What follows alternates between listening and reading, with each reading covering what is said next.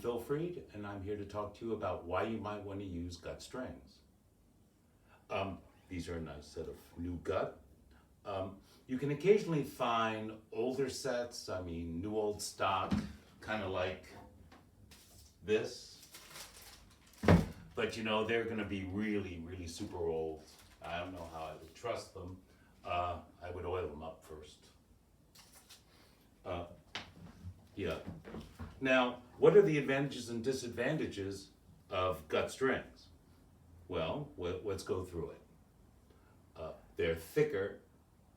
They have less. They put less stress on the body of the instrument because their tension is lighter. Right? They're more expensive, but they do last longer. They didn't used to be expensive. Up to the 1950s and 60s, this was the string to use. Steel strings were new.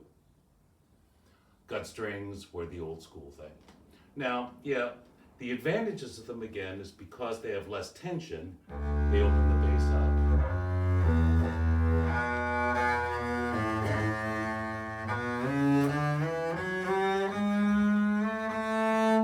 There's no problem with the sound of them in the upper register or in the lower register.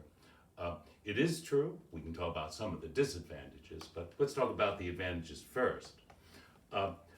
Because they have less tension, they open the instrument, the sound of the instrument up. This is a newer instrument. I have gut strings on my older instruments too.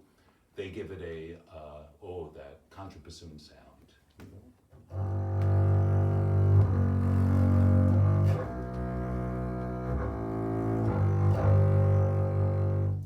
Now, I don't know if modern orchestras, let you use these things.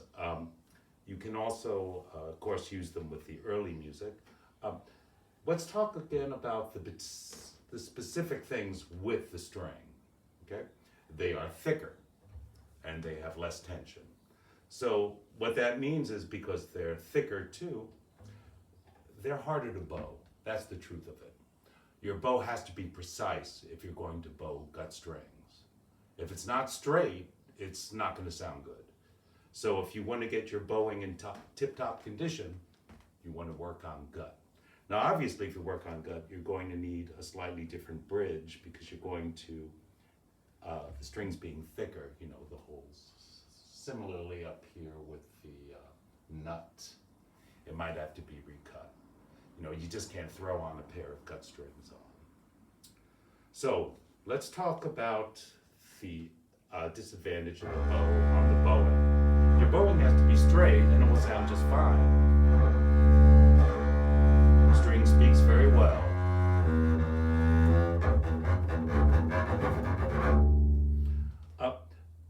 Now let's talk about the pitch then. The pitch is a little bit easier on gut strings than on steel strings. And you're saying, oh, well, that's the old thing with gut, right? You're always playing out of tune. Not true. Obviously, you have to tune more because these being living things react much more to weather and humidity, and that requires special care. But you can do this on a gut string you cannot do on a steel string. I can play the E like this. I can also play the E like this. Now I'm not pressing the string at all. I'm pushing it with the finger. That'll work on the this.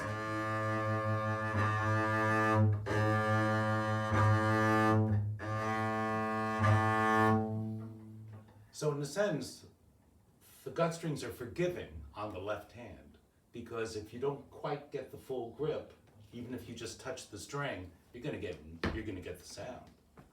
Don't do that on a steel string, you're going to hurt your fingers. And that, of course, is another big advantage of gut strings, especially if you're a jazz musician, right? If you're going to play this, if you're going to pluck these strings for a couple of hours, oh yeah, they're much softer on your fingers. They're much more forgiving than steel. In addition, they don't heat up like steel. And you're saying heat up? Well, yeah, if you're playing a lot, if you're sliding around, the strings are going to heat up. It's not going to be particularly comfy. These strings don't heat up as much, right? And you can pluck a lot longer.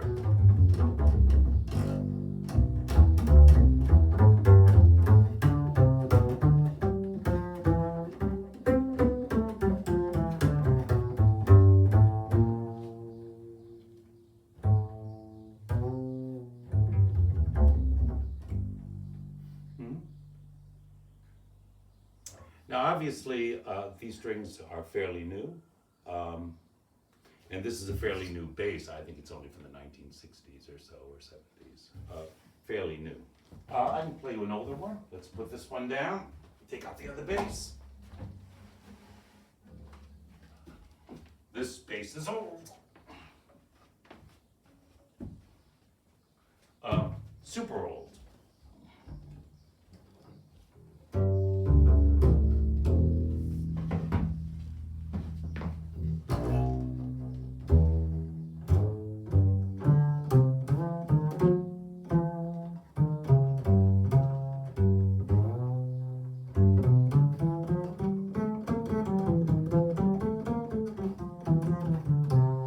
Now these strings are fairly old. You can see maybe a little bit of hairiness on them, but that's not.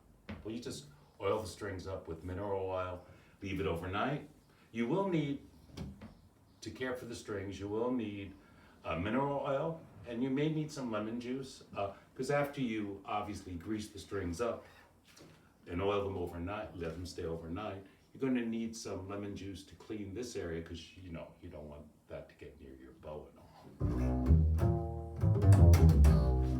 I can bow this one for you so you can hear what this sounds like.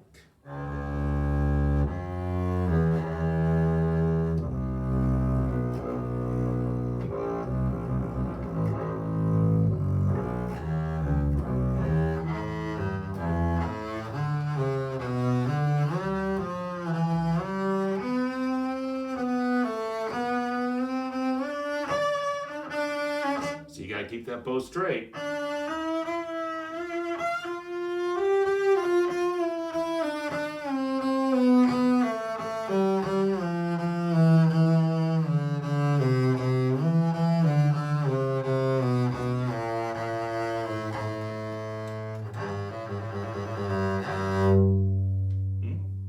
All right, so if you're interested in trying gut strings, you're just gonna have to find a bass and play it yourself.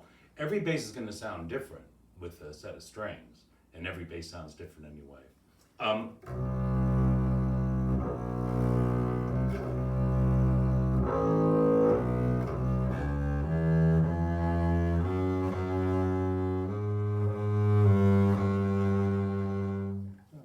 So, just a little introduction to using gut. So again, the bow has to be exact. The gut strings, you must bow it precisely. There's no forgiveness. There's a little bit of forgiveness on the left hand because you can now press the strings in rather than pressing them down. The string will forgive you a little bit. And in the upper thumb position, that can be very helpful. I think that's about it. The disadvantages, of course, are the cost, but they do last longer with care. The disadvantages, of course, you have to reset up your instrument. The disadvantages are also that sometimes they're not wanted in a professional sphere. But I'm a big fan of these. The only instrument I use steel strings on is my upright electric, which is another kettle of fish. Well, thank you so much.